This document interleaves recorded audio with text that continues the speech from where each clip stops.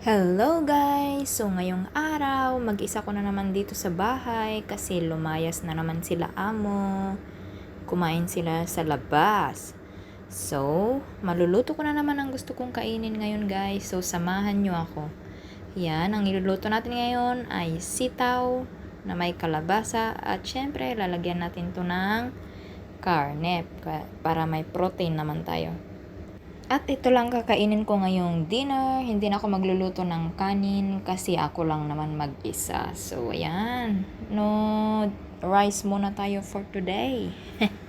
Ang mura pala ng kalabasa na nabili ko na ito. $3 lang guys. Napakamura. O, diba? So, habang nagpre-prepare ako guys, kukwentahan ko muna kayo konti. No? So, ayan. 5 taon na pala ako dito sa bahay nila amo. Thanks God at ang babait nila guys. Kaya naman nagtagal ako sa kanila guys. Kasi mabait talaga sila. At ang nagustuhan ko dito sa kanila ay hindi sila madamot sa pagkain. Nakakain ko kahit anong meron dito sa kanilang ref. O kahit anumang snacks na nandyan sa lamesa ay pwede kong kainin. At ang kinagandahan dito guys ay wala akong alagang bata. May 2 silang anak, pero malalaki na guys. So, ayan. At ni minsan hindi pa ako nasigawan or napagalitan kahit may nagawa akong mali dito guys. Sasabihin lang nila na it's okay, take care next time, ganun lang. So, napakabait talaga nila dito guys. Kaya naman nagtagal talaga ako. So, ayan. Tapos, every kontrata ay dinadagdagan nila ang sahod ko. Hindi naman kalakihan, pero at least may dagdag. 'Di ba? Tapos, ang trabaho ko lang talaga dito guys ay linis at luto. Hindi ako pinapakalaman sa pagluluto. Ako ang nagmamarket and everything. Tapos, may isa silang sasakyan. Pero, lilinisin ko lang yon kung kailan ko gusto. Mga 1 beses sa 1 linggo or 2 linggo, 1 beses lang. Ganon. So, hindi nila ako inuobliga na linisin yon. Ako lang yung nagkukusa guys. So, ayan. Magluluto na tayo. Tapos na ang kwento. Sa susunod na naman. So, ayan. Igisa na natin yan. Pork. Ini-slice ko na yan ng maliliit guys para madali nating lutuin. Yan, dahil gutom na ako.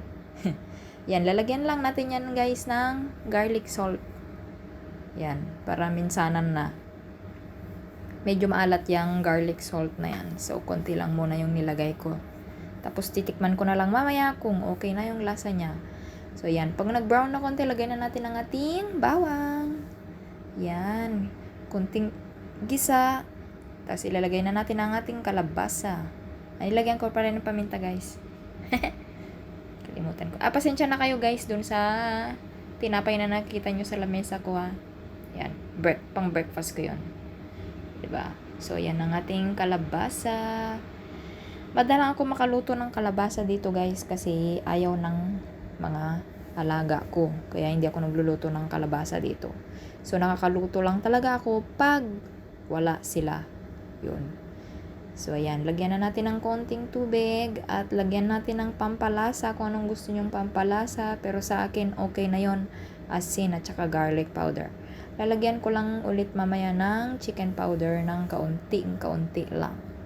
So, ayan. Lagyan na natin ang ating sitaw.